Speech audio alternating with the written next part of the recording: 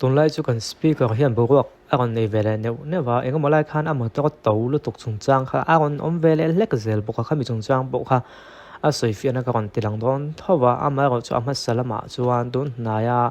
อากอนเอ็มเอลดันบุกเชียเอ็มเอลส่งไปกับพีซีพาวที่เดอ่ะมามีแล้วมีหน้าอันรีพอร์ตอ่ะก่อนลิ้วส่วนอ่ะขายข้อมหน้าขันให้มีด่านนั้นบุกเชียก่อนตินก่อนตลอดชั้นในที่เซ็กซ์ส่วนที่สมศรีปัสสรีอ่ะเซ็กซ์ส่วน ข้ามีอาซับนัมเบอร์ทูนะคะ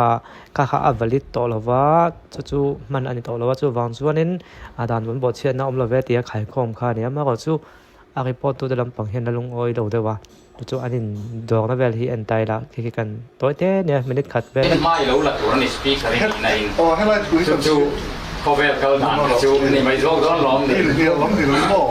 เฮียอะไรเฮียนี่อีโรตีอาเฮียนี่กันน้องโรเรลน่ะอินสานเบรห์ที่มันสัตว์กระดาษบ่เช่นที่คันบิลซาร์สีไล่ก็สวยเฮียง่ายเลยนี่จู่ด่านเสียงจู่ด่านองค์ลงด่านนี่ subsection 2 come on 277ค่ะ277จู่สวยกันชัดตัวดังซงอะค่ะเอามาอินโลเซียโดนลงมาเลยด่านบ่เช่นน่ะองค์กษัตริย์เราลงจู่ค่อยไล่ให้บิลฟิลเตข้ากันเสียกเวกลงกันเสียกให้โลเองนะมินิสเตอร์จู่นี้อินโลเองโลโดนมินิสเตอร์ที่เขามินิสเตอร์ที่คุยกันค่ะสวยจังเลยคุยนั่งกันกันเนี่ยจะสวยเฟลตัวนี้แล้ววะด่านนี้อินโลเซียตัวนี้จู่อีตีตัวนี้ด่านอันเช่นกันนี่ก็เดี๋ยวนี้เขาอินก็ให้ล่าสวยตัวนี้แล้วเองเนี่ยอะคุยไล่ตะคิงเงหันสุดตัวปอยน์เตฮีอันที่ปนที่ขันหากันเสียเวก็ล้อมันที่เราจะเจียงในตัวง่ายได้ละเอ็มเล่เขามีส่วนประกอบบทเช่นที่ข้านอนจนชนะข้าให้มีปอยในฮีปอยน์เตคำพูจำเตฮีแล้วนั่นว่าจนพูจำเตฮีโอเคฮิสังโมเวริโอมาสปีกเกอร์ตัวตักปนินก็คือปนิเสอะไรลำปังเฮียนินบางดังบทเช่นอะไรอันมีตัวจนง่ายอย่างเรื่องปังเห็นนั้นเราจะก็จีงแหละตัวง่ายละวันนี้นั่นทุกส่วนที่ปนเสียมแหละตัวง่ายละโอ้ก็อยู่กับฟิลล็อกชวนให้เฮงเอ็นง่ายทะเลาะเตียงอ่ะมันต้องดำตุนสร้างให้เอ็นล็อกเตียงจานหน่วยสลีติน่าลงตาข้าเอเมเลเตนตุนสุขาเอเมเลเตเฮียนกันชอร์ลงไงกันมังลงไงกันตีจู่เว้นหน่วยสลีข้าเอามันนี่จู่จวนจังนี่เลยสมนิลปทุมสมนิปลีปัจจุบันอมติจูอติเชียงหาลไม่ที่สังนี่เลยสมนิลปลีสมนิลปังปัจจุบัน house building advance สตานหน่วยจรุดานีmotor vehicle advance สตานหน่วยจลีสมงาดานีจู่สังนี่เลยสมนิลปลีนี่งาอินการนีหน่วยจลีเลยสมงา motor vehicle ตานดานีเดี๋ยวนี้จู่ข้าปัจจุบันอมติจูเชียงเลยไม่ละอันนั้นเราจู่ head speaker motor กันเลยบิกจุ่มจ้างจวนใส่ไตละข้าที่ออฟฟิศกันหลวดติดคาน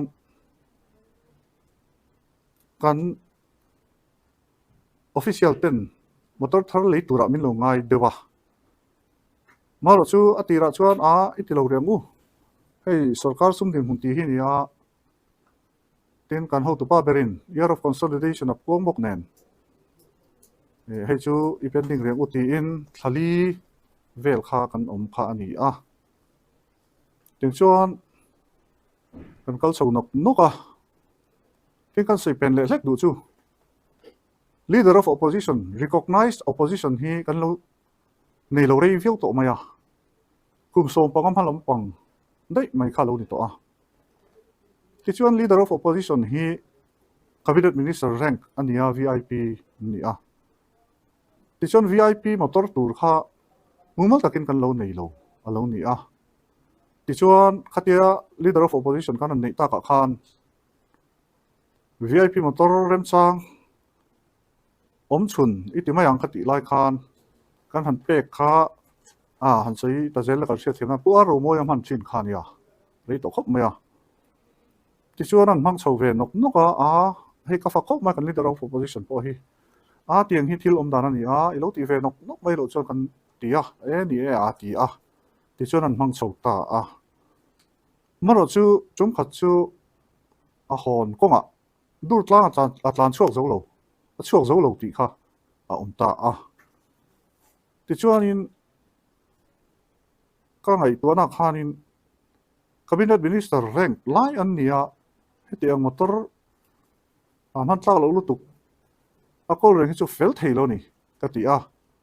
tin helama motor lo lak thei mai lo om bok nen khan ti chuanin kan han process a chuanin motor chu kan lata ania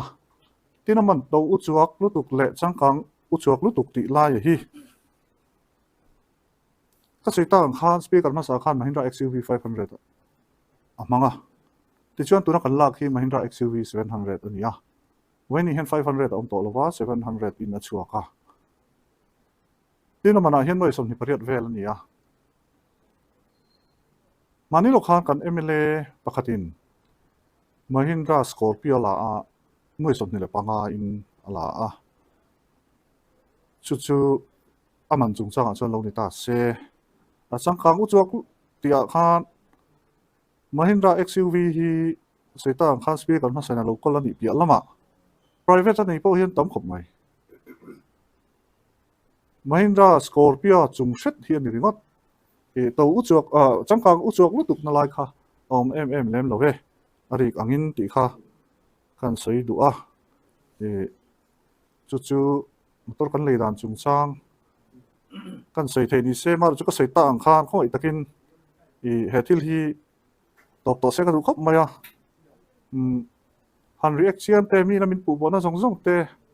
han in sei fia do ni na kan thok man lawang chu wangin ti khan a sein an lo sei ve mai nga mar chu ram nup khoi chinai ro chuan kan pal zu tur chu ani lova chu ti ro le ro chuan voina zona omta ga chu kan sei ve ta chu mai ani opposition party te hian special assembly ko du tak ni se information ka dong tong kan parliamentary affairs department minister inamo adong to nga concern ten chu wangin public media vela tele mi pui laka engem mong mai ani deuh lo mo ka ti ka chan lo khan pakhat kon soi ke boka special assembly chung chang kha nya eng le khole amo to man to u chok tu khania khatin soi fiana om phathol be don chu ke ni po kha kan lo khre dan ne va to om ve ti khania mo ma ko chu kha khati khalon le ta Mahindra XUV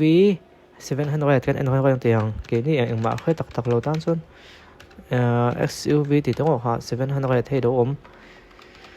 ani la khi ni ta ne han soi chu mo noi som ni pare man vel ha king vel hin ta agep so man tu kan enge moi ber kan tiang o ka ti ta ni chu lại chuanin ti zong kan zong ange akalang ha chu eng polon ta se khi a han soi ta ka chuanin kamit thla thiam le wak thove ti khani SUV hi chu 500 ni 500 thliwa ni hi chu ko mu ni 700 thei hi a 700 ta ti khanin ka comment bel zui vak lo me nga chan chu ai soi fian ngai thak zo toi chun thin lung hi tam la thluam zela comment bel vak khangai ga felova ma ko chu hela ya lo en fia da kan van du ve mala an ti ngo kha chu a chu en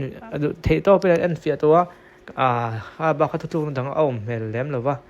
i pusai la van be na chan let nan siam hun ta na suggestion ka lo soi ve mai yang deuh khan an ti don pon hemi point ta ka hi hemi point ta ki lo en fia te helai ta ka hi ti ya ang complain an thedu te ni dem lo chon lo en fia te ya essay tai pang dewa soi do to ko chu effective ngam o chu kan ti pui mai ni ti kha ni